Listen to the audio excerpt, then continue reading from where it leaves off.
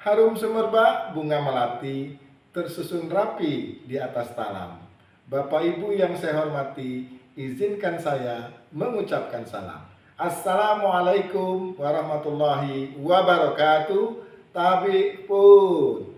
Perkenalkan, nama saya Fauzan. Saya berasal dari SD Negeri 6 Metro Barat, Kota Metro, Provinsi Lampung. Peran guru bukan saja mentransfer ilmu pengetahuan. Di dalam pembelajaran mendalam, guru diharapkan menjadi aktivator di mana guru menstimulasi murid untuk mencapai tujuan pembelajaran.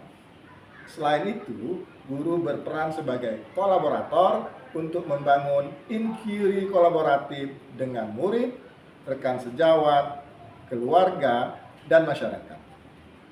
Selain itu, guru juga berperan sebagai pengembang budaya belajar. Guru memberikan kepercayaan dan peluang mengambil risiko kepada murid untuk mengembangkan kreativitas dan berinovasi. Guru juga melibatkan murid dalam mengembangkan pengalaman belajar serta menciptakan lingkungan pembelajaran yang mendukung pembelajaran mendalam. Dengan harapan 8 dimensi profil lulusan yang menjadi tujuan dari pembelajaran mendalam dapat tercapai. Saya semakin memahami bahwa memuliakan murid dalam proses pembelajaran adalah hal mutlak yang harus dilakukan oleh guru.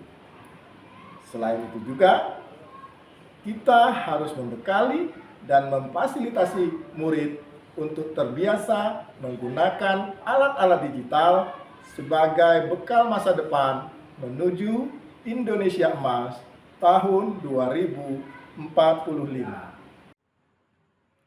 Hasil asesmen yang saya lakukan di kelas yang saya ampu pada mata pelajaran IPAS belum mencapai hasil yang diharapkan. Masih terdapat beberapa anak ketercapaian pembelajarannya masih rendah. Setelah saya amati, ada beberapa penyebab hal ini terjadi, di antaranya motivasi belajar rendah, murid tidak melihat manfaat dari proses pembelajaran yang dilakukan, metode pembelajaran yang kurang variatif dan bermakna, fasilitasi gaya belajar murid belum dilakukan secara maksimal.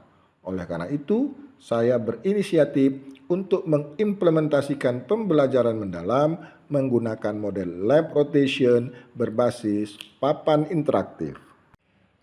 Selain itu juga, saya berusaha untuk mencari sumber-sumber belajar yang relevan yang bisa saya gunakan untuk pembelajaran di dalam kelas.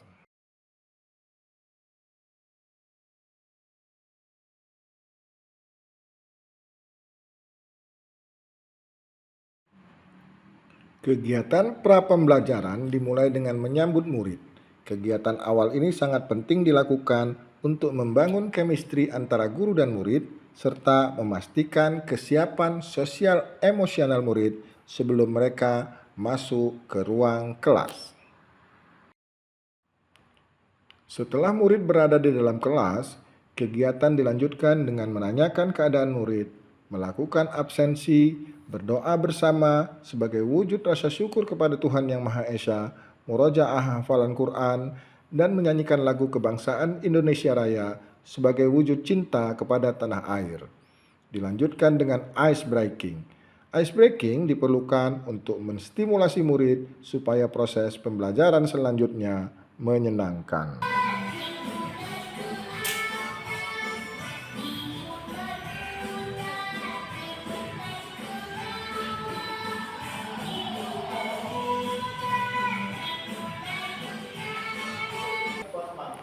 Kegiatan inti diawali dengan menyampaikan tujuan pembelajaran hari ini dan mengaitkan dengan pembelajaran sebelumnya.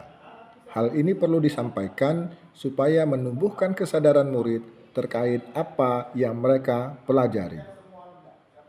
Untuk menstimulasi murid berpikir kritis, guru memberikan pertanyaan pemantik yang berhubungan dengan tujuan pembelajaran yang hendak dicapai.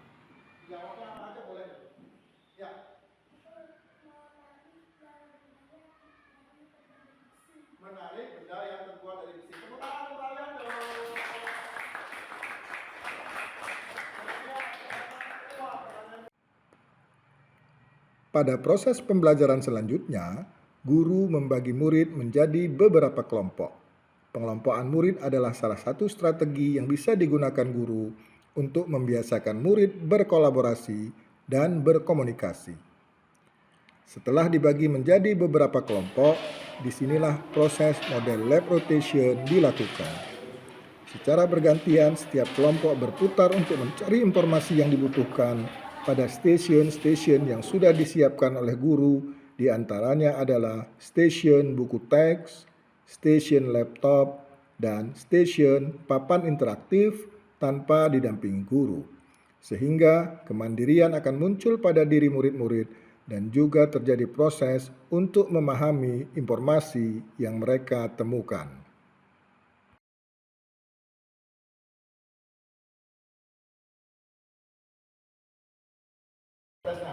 Setelah murid mendapatkan informasi yang dibutuhkan, mereka kembali ke kelompok masing-masing untuk berdiskusi dan mempraktekkan menggunakan media yang sudah disiapkan sebelumnya.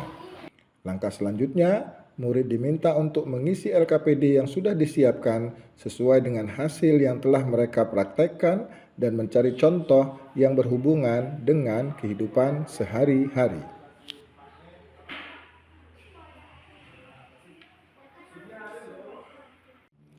Selanjutnya, secara berkelompok, murid mempresentasikan hasil diskusi kelompok mereka di depan kelas.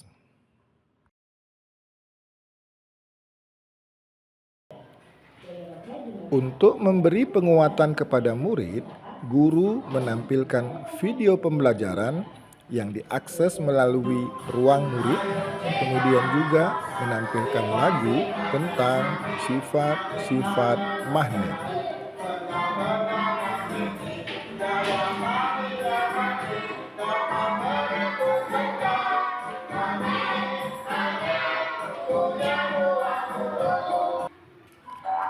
Sebelum pembelajaran berakhir, guru menyiapkan kuis interaktif untuk mengetahui sejauh mana pemahaman murid terhadap materi yang sudah mereka pelajari.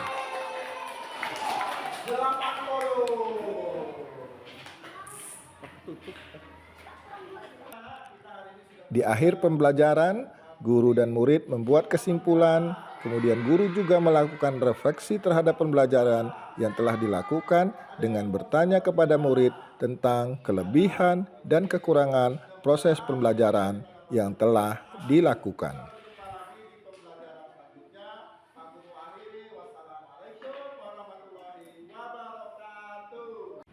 Demikian video pembelajaran tentang sifat-sifat magnet. Melalui proses pembelajaran mendalam yang didukung oleh teknologi, murid belajar bukan hanya untuk tahu, tetapi juga untuk memahami dan menerapkan pengetahuan dalam kehidupan nyata. Semoga pengalaman belajar membuat murid-murid semakin siap menghadapi tantangan masa depan, menjadi generasi cerdas, kreatif, dan berkarakter. Tetap semangat belajar, eksplorasi tanpa batas, pembelajar sepanjang hayat. Wassalamualaikum warahmatullahi wabarakatuh.